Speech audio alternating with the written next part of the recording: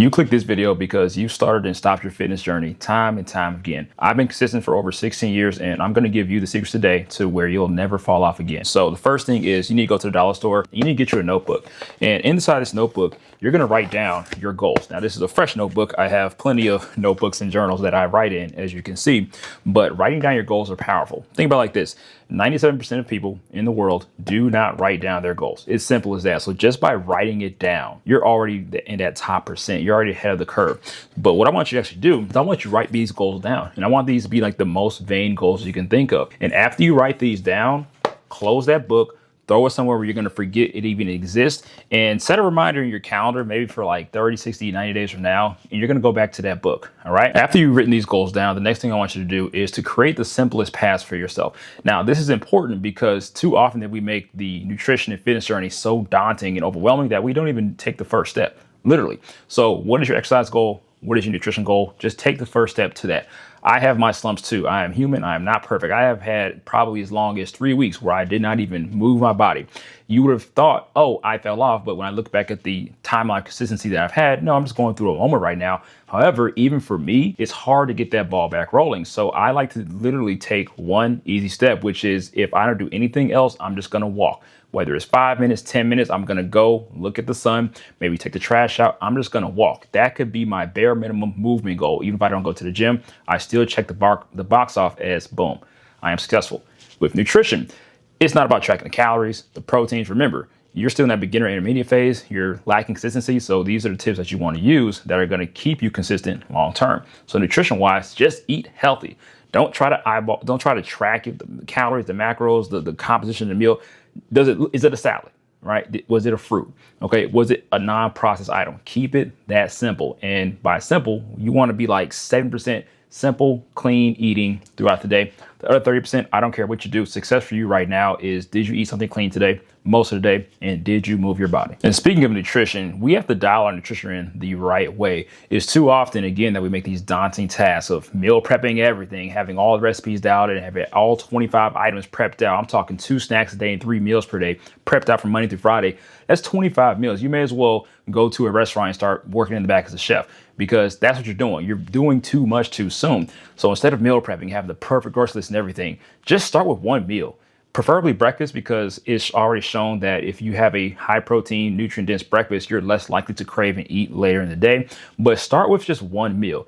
Pick a healthy lunch, pick a healthy dinner, pick a healthy breakfast, specifically one meal and not a snack, because snacks are easy to put together. But I want you to actually put some effort towards a meal. All right. And make that one meal healthy. If everything else fails, you made effort towards that one meal. Guess what? From where you're at right now, that's probably 100% increase to what you're doing.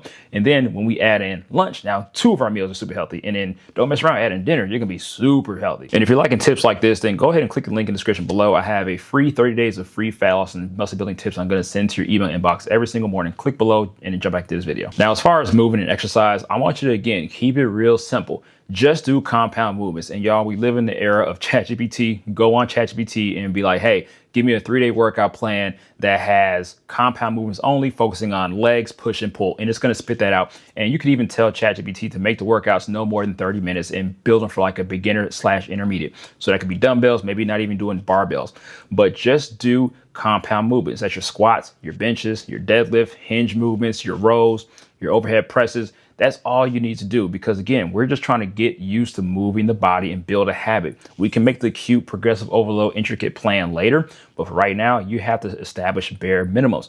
Another thing with exercise is just walk. Take your phone out, go to wherever your health app is, and look at your step count. What's your monthly average? If it's 5,000, then for the next 30 days, I want you to go for 6,000. If it's 7,000 for the next 30 days, go for 8,000. Don't jump from couch to marathon runner and you're already struggling to build consistency. That's the problem. Again, we're setting these daunting goals when we're starting right here. Okay. In 4 months, if you're starting at 6,000 steps per month on average, in 4 months, that's 10K steps per month on average. Okay. That is a huge increase. And it's too often that we're real short start with our fitness goals.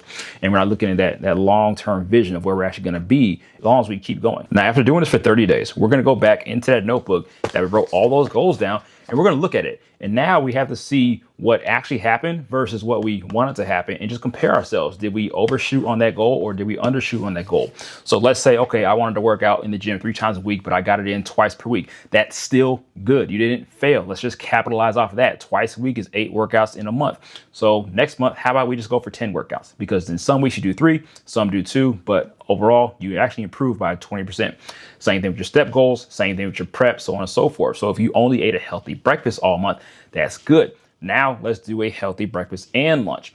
Then let's do a healthy breakfast, lunch, and dinner, maybe Monday, Tuesday, and Wednesday. Mix it up, but you got to make sure that these steps that you're doing to build consistency in your lifestyle is something that you can actually maintain. Since you made it this far, I'm going to give you access to my free Body Recomp Plan. It's a 5-day challenge for you to get started with me to understand how I coach. My free meal plans are in there and free workout splits in there for you to execute everything you need to do. Other than that, I know you're going to need a meal plan and how to eat healthy. So I created this video right here to teach you how to create a fat loss meal plan. Check that out and let's get this ball back rolling.